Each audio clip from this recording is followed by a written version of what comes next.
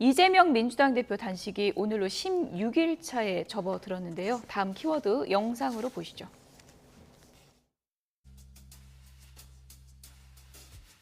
그냥 계십시오. 안에서 그냥 계세요. 아니, 일하지 마세요. 지금 너무 힘들어 보이고요.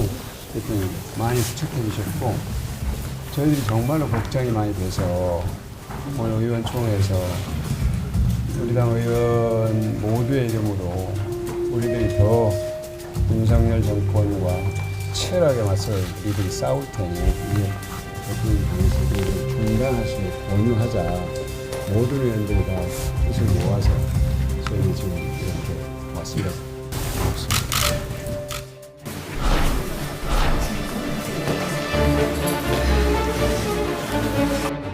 건강을 해치는 단식을 중단하시기를 정중히 요청합니다. 중차대한 정기국회 시기에 단식을 계속하는 것은 바람직하지 않습니다. 정부 여당의 당대표가 찾아와서 대화의 물꼬를 트기 시작하는 게 먼저입니다. 의원 와서 대화하겠다는 모습을 비춰야죠. 국민의힘이 용산 출장소입니까? 정말 옹졸하고 천박하기가 정말 그지없다는 거예요. 저는 수일 내로 문재인 대통령께서 상정하셔서 단식을 좀 만류해주는 그러한 모습을 갖춰주는 것이 좋다 그렇게 생각합니다. 정부 여당의 당대표가 찾아와서 대화의 물꼬를 트기 시작하는 게 문재인 대통령께서 상정하셔서 단식을 좀 만류해주는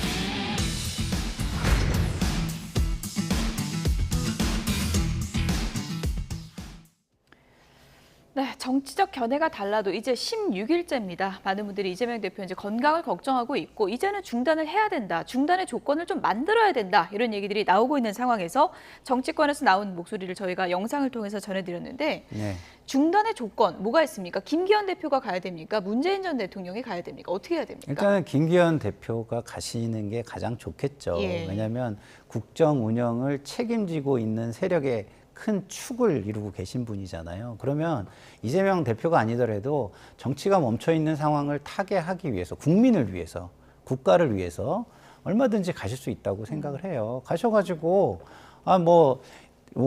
주장하시는 바에 대해서 좀 더 얘기할 수 있는 공간을 만들어 보겠다든가, 토론의 자리를 만들자든가, 새로운 신박한 제안도 할 수 있는 것이고요. 그리고 일단은 국민을 위해서 시급한 일 먼저 같이 처리를 하자. 그리고 그런 걸로 경쟁을 하면서 이견이 있는 부분은 서로 또 다른 경쟁할 수 있는 룰도 만들어 보고 장도 만들어 보고 해서 경쟁하자. 얼마든지 얘기할 수 있다고 생각해요. 왜냐하면 정치의 본령이기 때문입니다. 정치의 본령. 김기현 대표는 정치인이잖아요. 본인이 행정적으로 국민을 위해서 할 일이 있는 것도 아니고 정치는 아픈 곳을 보다듬고, 그죠? 그늘진 곳을 어루만지고, 그리고 갈등이 있는 곳에서 갈등을 해소하기 위해서 노력해야 되는 것이 정치입니다. 마치 본인이 지금 어떤 행정부 수반처럼 본인이 하고자 하는 거를 막는 사람을 공격하듯이 그렇게 할 필요는 저는 없다고 보거든요. 그러니까 정당의 대표다운, 정당의 지도자다운, 정치 지도자다운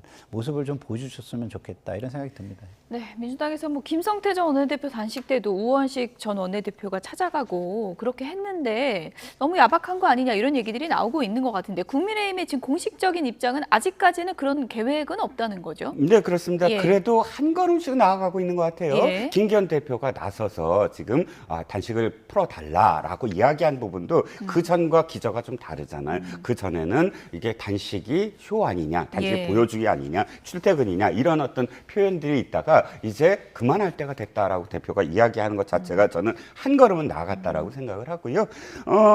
일단 우원식 의원이 찾아와라라고 이야기한 건 그만큼 또 드라마틱한 엑시트 하나의 지금 플롯을 지금 제공한 게 아니냐.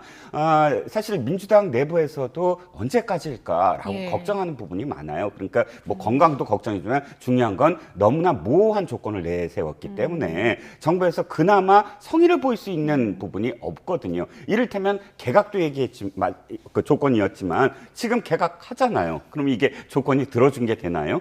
그게 아니잖아요. 그러니까 굉장히 애매한 부분을 지금 조건을 내세웠기 때문에 때문에 예. 민주당 내에서도 어쨌든 스스로 어디까지 할까, 어떻게 풀까를 고민하고 있는 차에 우원식 의원이 저렇게 여당 대표가 찾아와라라고 이야기한 건 그만큼의 어떤 또 이 조건, 그러니까 예.